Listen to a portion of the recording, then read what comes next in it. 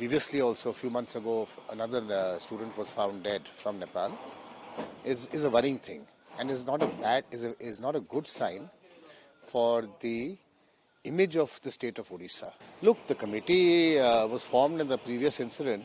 What the report of the committee was, what the impact of the report of the committee is not known. However, what is a fact is that a second student has been found dead. Is the failure in the security by which such an incident happened. There has obviously been a failure in intelligence.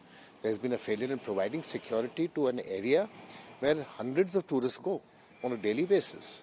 Well, this is a serious issue. For the second time, a young Nepalese female student has been found dead, allegedly by suicide. She was found hanging in a room. And this speaks of a systemic gap in the manner in which the institution is addressing the safety, security and welfare of these students. The fact that she comes from Nepal, where previously also a few months ago another student was found dead from Nepal, is a worrying thing, and is not a good sign for the image of the state of Odisha in India as well as in foreign countries like Nepal. It will severely impact the migration of students and other tourism into the state of Odisha. The government, as usual, has failed to address this matter. I have not seen any comment from either the leadership nor the higher education department, both in the state of Odisha as well as the government of India, whereby they have sought to assuage the feeling of the Nepalese student fraternity in Odisha, as well as convey the seriousness of the government to address this very, very worrying issue. Last time one of the committee headed by the Home Secretary inquired this issue last time. So this time any such type of inquiry is to be made? Look, the committee was formed in the previous incident. What the report of the committee was, what the impact of the report of the committee is not known. However, what is a fact is that a second student has been found dead.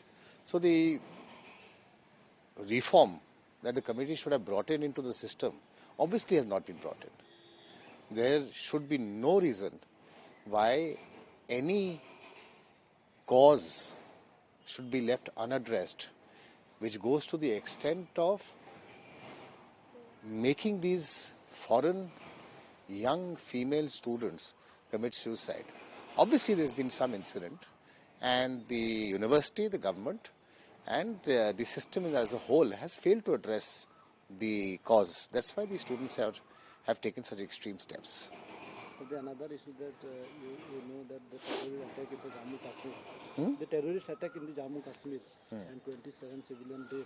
After that, Amit Shah yesterday told that all terrorists to be identified and chun kar marenge. Look, it's a very sad incident in Pahalgam. Tourists were attacked. Normally, this was not the playbook of the terrorists, but what is not being taught about is the failure in the security by which such an incident happened. There has obviously been a failure in intelligence. There has been a failure in providing security to an area where hundreds of tourists go on a daily basis.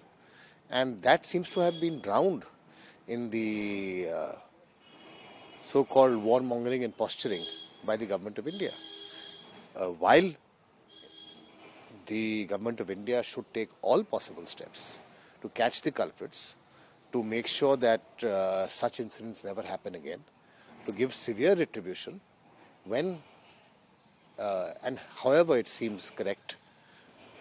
However, it should also internally evaluate why the intelligence failure happened and these 4 boys walked around openly with guns, shooting people at their will, and why there was no security provided at a well-known tourist spot where hundreds of people go to on a daily basis. I think both these things must be done in tandem. I sincerely hope, and I grieve for the people who have been affected, and I sincerely hope that the government of India provides, because it is a Union territory right now, Jammu and Kashmir, in the sense that the security forces are under the control of Government of India, under the control of the Lieutenant Governor. I hope that they take corrective action and ensure that such incidents never happen again. But what do you react on the Amit Shah statement? I mean, all I can say is that revenge mentality cannot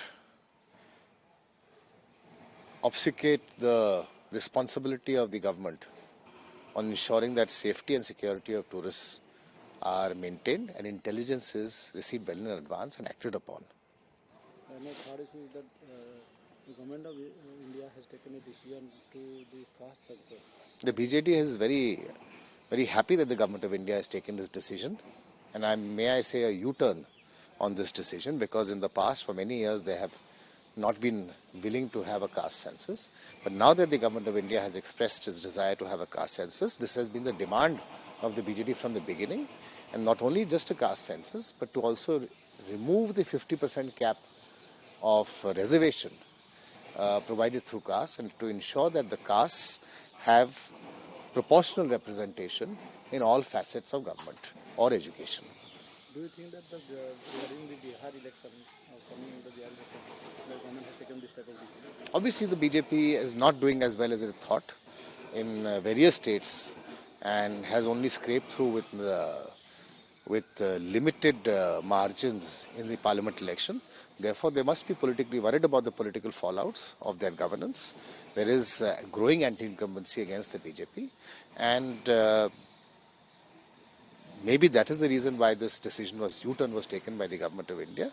However, whatever the reason may be, we are happy because we have been demanding a caste census for